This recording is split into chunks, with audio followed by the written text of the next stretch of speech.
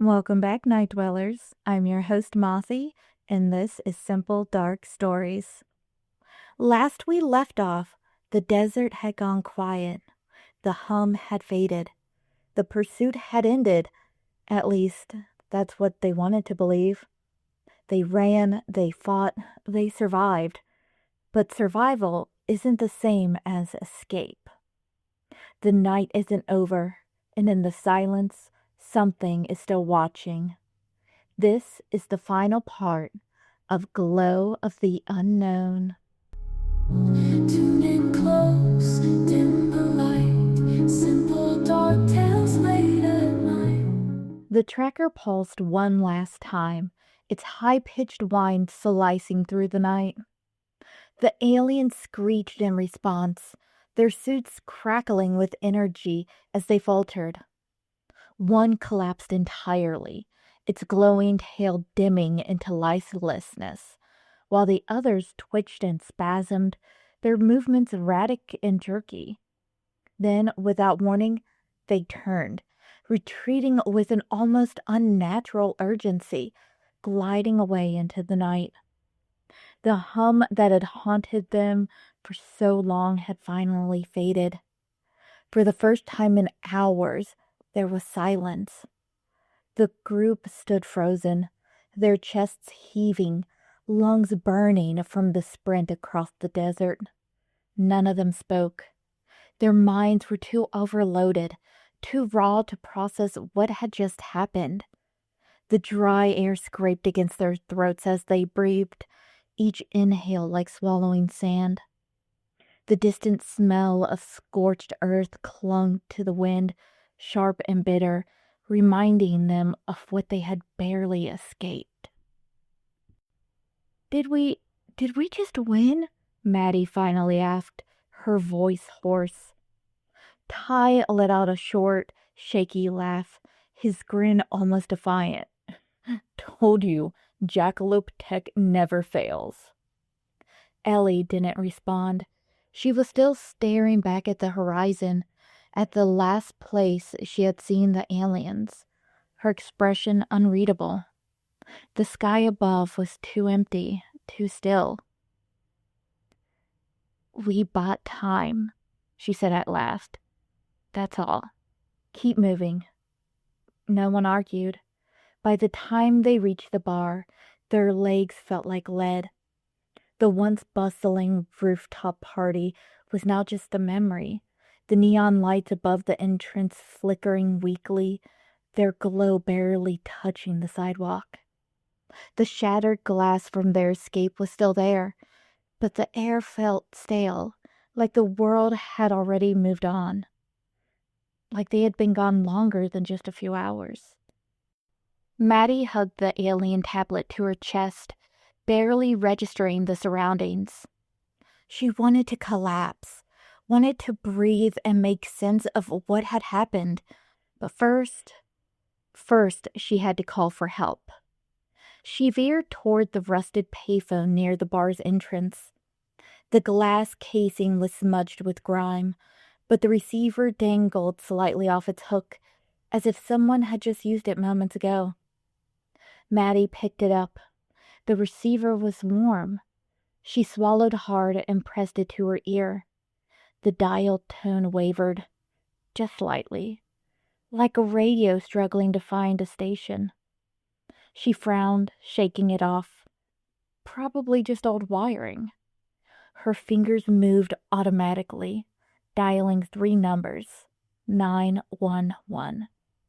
The call connected immediately. No ringing, no click, no operator, just silence. Then a voice, a whisper. Hello? Maddie's breath caught in her throat.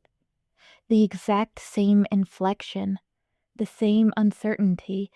It was her own voice. She yanked the phone away like it had burned her. What the hell? Ellie, startled by her reaction, frowned. What? Maddie hesitated, staring at the receiver. Slowly, heart pounding, she brought it back to her ear. This time, there was only static, a sickening low distortion, like something was still there, just beyond her reach. She slammed the phone back onto the hook, her pulse racing. Phone's busted. Ty, completely unaware of Maddie's reaction, leaned against the booth, tilting his head toward the sky. Man, doesn't Orion look weird? Ellie followed his gaze, blinking up at the stars. The familiar constellation twinkled above, bright and clear, but something was off. She counted the stars. Too many. Orion had exactly 3 stars across the belt. Now there was a 4th, then a 5th. Her stomach twisted. That wasn't right. She opened her mouth to say something, but Maddie scoffed. You're probably just tired. Ellie hesitated, then forced herself to nod. Sure, just tired. The group turned away from the payphone, shaking off the night, laughing just a little too hard as the tension began to lift. Behind them, the payphone rang. No one turned back. The laughter faded as they walked deeper into the desert, toward the distant road. The air was still. Too still. Ellie let herself breathe. For the first time all night, she let herself believe it was over. They're gone, Maddie whispered, her voice fragile with disbelief. The others followed her gaze as a sleek alien craft rose silently from the crash site in the distance. Its bioluminescent glow shimmering faintly, the colors bleeding into the night like oil on water. It ascended smoothly, its presence haunting against the stillness. Look, we scared him off, Ty said, his voice carrying a relieved chuckle. Or they decided we weren't worth the trouble, Maddie said, pulling her knees to her chest. Ellie didn't answer.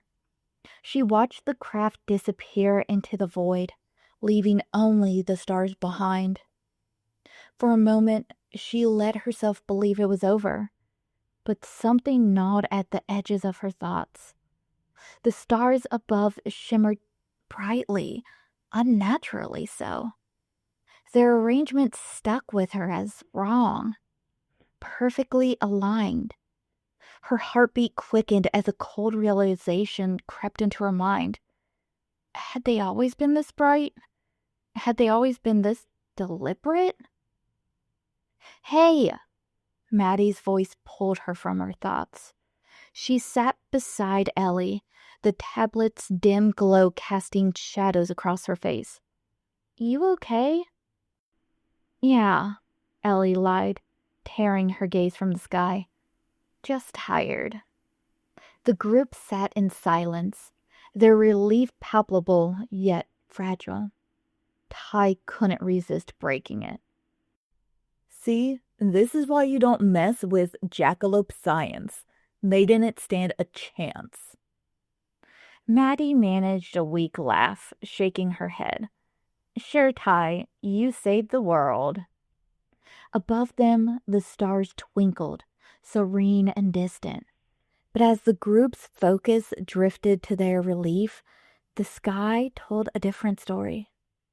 Slowly, imperceptibly, the stars began to move. Their positions shifted with mechanical precision, forming a geometric pattern that defied natural order. They weren't stars at all. Dozens of ships hovered in the heavens, their faint hum blending with the wind, too low to be heard, but strong enough to be felt. The cloaked fleet watched, patient and silent, waiting for the right moment. Ellie glanced up again, but the shifting patterns were too subtle, their deception perfect. The night seemed calm, and once more, a tranquil, perfect lie. That concludes today's episode. Join us next week for another spine-tingling tale here on Simple Dark Stories. If you enjoyed this and would like to help out, please give us 5 stars and let us know what haunts your dreams.